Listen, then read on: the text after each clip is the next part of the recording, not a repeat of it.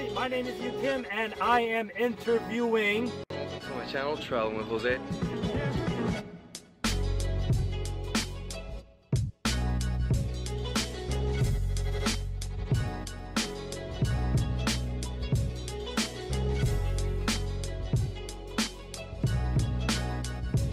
I'm going to be asking Jose 5 questions to get to know him better, and I highly recommend that you check out his channel, link down in the description. So Jose, you've been in the military for 4 years. Yep, 4 years. 4 years.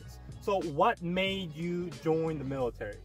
So I actually really wanted to get out of my hometown in Virginia, and I had this crazy idea that I would end up in Japan. And eventually I did end up in Japan, and I was there for 3.5 years. 3.5 years in Japan? 3.5 years in Japan. I didn't know that.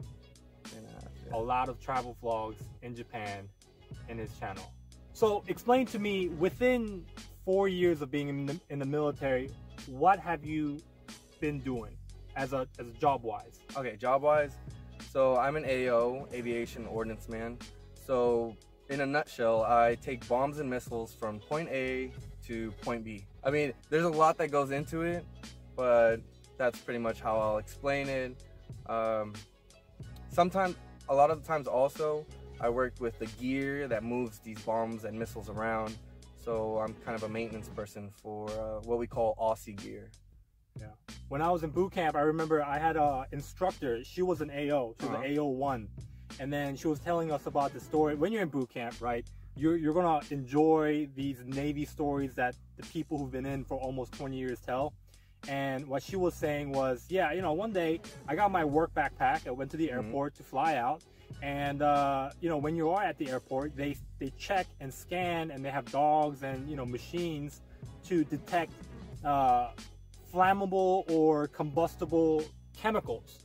And she was saying like, oh, you know, I went in there one day, put my backpack in, and they pulled me to the side in the lock space with like a bunch of people saying, hey, your backpack has flammable and explosives covered all over it.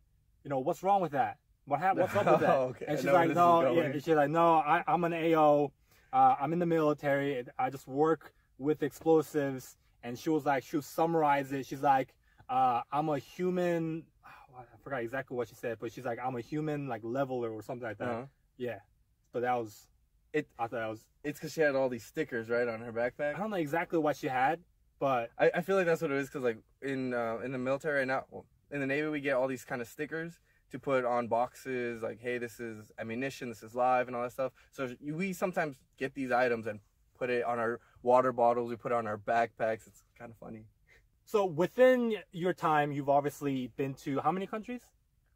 With the Navy, I've gone to Taiwan, Australia, been all over Japan, South Korea, and the island of Guam, which belongs to America, but it's kind of like going to Hawaii. And would you say, for those of you who are watching and thinking about joining the military, was it worth it? Oh my God.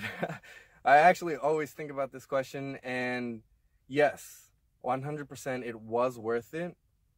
I wouldn't be the person that I am now if I didn't join. It's 4 years of experience of meeting different kinds of people, going to different countries. Another thing that also happened was that I got closer to my family, and that's because of the distance that I was away from them. So yeah, I don't regret this at all. So speaking of traveling, right? You've been into my many favorite different topic. places. What is your top 3 favorite? Okay, my top 3 favorite. So starting at number 3, I would say South Korea. Number 2 would be Taiwan. And yep, Taiwan. And number 1 would be Japan. I had this place in my heart for Japan. I'm actually going back soon, so I'm pretty excited about that. Are you gonna live there? I'm not planning on living there, but I want to be there as long as I can, and kind of do the things I wasn't able to do with my 3.5 years there. So what's so special about Japan that you fell in love with? Oh my God. Okay. I want to say the people. The people kind of make the whole experience of Japan what it is. If I go to a restaurant they will 100% help me out. Like maybe if I don't know what to order, or when they give me the plates and everything, I will be attended to. Transportation in Japan is so easy. Yeah, like in Korea, it's like you go there and, you know, even the announcements when you're on the train, it's like in 5 different languages. And when you are like putting in the kiosk of where your location is going, you get the ticket, you know, there's like 5 different languages. So, you know, when I went to Korea 2 years ago, you know, I was born there, came to America when I was 8. So I'm Korean, but I'm not, you know, I'm American, right? I grew up in America, but I felt like a foreigner in Korea. But as a foreigner in Korea, it was so easy for me to travel. Yeah. That's one thing. Like I said, like the people, they'll definitely help you out. Let's say you're lost, help you out. You need something, they'll help you out. Even if they don't know English, they'll try to help you out. Another thing is food. The food there is great. Like 10 out of 10, every single meal. I never had any complaints about anything. So one thing that I was curious about, I've heard, right, in Japan, because it's, or I don't know if it's true, it's so safe that a lot of people ride their bicycles from home to their train station. They don't even lock it and just put it on the bike rack, go to work, you know, and then, you know, 8, 9 hours, whatever, come back, and are their bikes still there? Have you seen people put their bicycles on bicycle racks without any locks, and it's still there? Yes, I have seen that. I've seen everything happen. There was an instance where I actually left my phone on my seat and walked away from it, and someone a few seconds later, right behind me, "Sir, here's your phone." I left my wallet on a train. Within an hour, I just called up the train station and I got back my wallet. Someone had turned it in to security. Yeah. So it's safe. I'd be walking, like after partying, like all night. It would be like 4 or 5 a.m. Nothing. I could walk the streets and be safe, feel safe. When I was taking the Amtrak one day, I was going from Virginia to Pennsylvania, and I left my wallet and I completely forgot for about 3 days until I was freaking out, and I got a call from somebody. And then I picked up the phone. I was like, hello. And then she's like, hey, you know, I found your wallet. You're in the military. You know, I'll send this to you. Where do you want me to send it? And I was like, hey, you know, send it to me as fast as possible. I'll pay for shipping and everything. She's like, no. You're in the military. This is the least that I can do. Okay. So like, there's a lot of military friendly people. So would you say that Japan is U.S. military friendly? I would say they are, but with a little caveat, it depends on the areas too. So there is some, you know, remorse, some tension in parts like Hiroshima, Nagasaki. Now in Yokosuka, where I was stationed, they do appreciate us. There are some areas that we cannot go to, and it's not that they're trying to be mean, or it's just some things they just want to leave it within their own culture. Yeah. Places that they want to have for themselves, because we do take up a lot of the population that is in Yokosuka. Yeah. So I don't feel like any kind of way towards it. Yeah. Because for the most part, we are accepted everywhere. So one thing you might be wondering, right? 80% of my audience are male. Yeah, right? as are mine. Yeah. So naturally, right? You've been in Japan for 3 years, and in other countries for a year, and in between, you know. Yeah, traveling around. Places. So how has dating been for you? Okay, all right, let's start. So when I first got to Japan, I actually was dating a Vietnamese girl, not Japanese, Vietnamese. That lasted for a while, and it was great. Like she showed me everything about her culture from Vietnam, but since she had lived in Japan for so long, she had showed me everything about Japan. She helped me get around the city. Was she military? She was not military, no. She was living in Japan? She was living in Japan. I guess her family was working for the government in Japan, so she had been there pretty much her whole life. I met her through some friends. So I can see a trend, ladies, for the 20% of you. Thailand, South Korea, Japan, Vietnamese. Yeah, a lot of military members do end up dating and marrying the girls that are out there in Southeast Asia.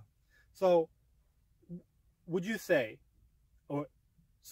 what's your opinion on when you're in the military, right? For those, some might be dating or in a relationship with somebody back home in the US. What's your opinion on long distance relationship? All right, so from personal experience, I've seen that long distance relationships do not work out. They really don't. Any personal experience? Mostly from friends. I tried to date someone that was living there in Japan. But from experience, from what I've seen from my friends, you know, they try to make it work with a girl back from America, and, you know, it would go on for some time, but then obviously the question would arise, hey, how are you and your girl? And there'd be a silence or a, yeah, we're not together anymore. And that was really, really frequent that happened. So it didn't work out. And you've been in a carrier, obviously. Yep, 3 carriers actually. 3 carriers. 3 carriers. Yes. So within, 3 carriers, have you ever dated anybody within the ship? No, I have not. Why not? And that's definitely a personal choice. Were there not good-looking people? No, it's not that. It's just there would be a lot of complications. And sometimes, you want to fight the urge, you want to say that it'll work out, but there are always complications, and I always saw it. Let's say 2 people in the same place were working. Well, let's say the eventual breakup happens. So when that happens, it's awkward. Like, maybe they're your supervisor, you're their supervisor. You guys can't work together. Like, that just kind of makes the atmosphere tense, something that you don't want, something that I didn't want. And that's why I didn't really look into dating anybody that I worked with. The possibilities were there, but it's just something that I didn't want to happen. Yeah. All right, so that was 5 quick things about Jose. So, in terms of the military, what is your 3 advice for the new people that are watching this? All right, guys, 3 tips. So, go in a blank slate. Expect anything and everything. Doesn't mean that you should go against what you believe, but definitely the people that you are going to work with have had more experience than you. I know a lot of younger people today kind of want to question why something is happening. Yeah. Like, why am I doing this? Well, sometimes just don't. It'll be easier on you if you just don't question every single thing. All right, so 2, expect to make sacrifices. So, examples, you might miss out on your own birthday in port. You won't be able to do what you want to do. You're going to miss your mom's birthday, your dad's birthday. Time with your family, you will have that cut short. Let's say you go on deployment, or you just got to work really long hours. So expect to make sacrifices. Number 3, I would say stay positive. Look into the negatives that are happening and just kind of brush them off, because there's going to be a lot of instances where you're going to get flustered. You're going to definitely not want to be where you're at. But if you look on the bright side and become a better person, then yeah, definitely these experiences that happen to you in the Navy will be worthwhile. All right, guys, so I hope you learned something and got to know more about my friend Jose. So why should they subscribe to you? Okay, so guys, I would say subscribe to me because I am going to be doing this long term. I'm here for you guys. If you guys need help, I'm going to be traveling all the time. And yeah, I really like YouTube and meeting new people and, kind of working on these videos. I don't know if you saw some of the other things I did. I like editing now, so definitely check out my YouTube channel, Traveling with Jose. And also, if you want to follow me on Instagram, Twitter, or Facebook, it's Traveling with Jose. Yeah, everything should be in the description below. And I've known him for like 2 weeks now. Yeah, 2 weeks. 3 weeks, and I talked to him. I don't know, like we just happened to find out that we were in the same base. I talked to him about 3 separate occasions, and we just had straight getting to know each other for hours and hours. Yeah. And personally for me, I only follow maybe 8-9 people on YouTube, and I got to know Jose a lot for the past few days. And there's not a lot of people that I've ever met that I think that I'm excited to follow and see where he will take his journey with all the things that he's doing and the people that he knows. I highly recommend that you check him out and see where he will end up in 10 years. Obviously, a million. Who knows? Million Who knows? or so subscribers. Huh? Maybe. I started, of course, at 0, and now, like, you know, we're around the same number. We're at almost 12,000 each. Yeah. So, yeah, it's a journey. Like, you never know where you'll get just helping people out. Yeah. So, thank you for watching, guys, and I hope you have a great Navy day.